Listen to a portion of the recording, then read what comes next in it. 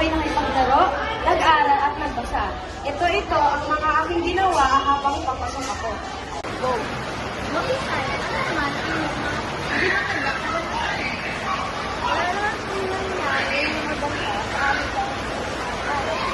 Lahat po ay maganda dito, pero ang yung gamit nila ay medyo mahinang ilong. Aming nakita ang hirap ng mga estudyante na mag-aral gamit ang mahinang teknolohiya sa kanilang bayan. Kaya aming tinulungan ito sa paggawa ng charity case.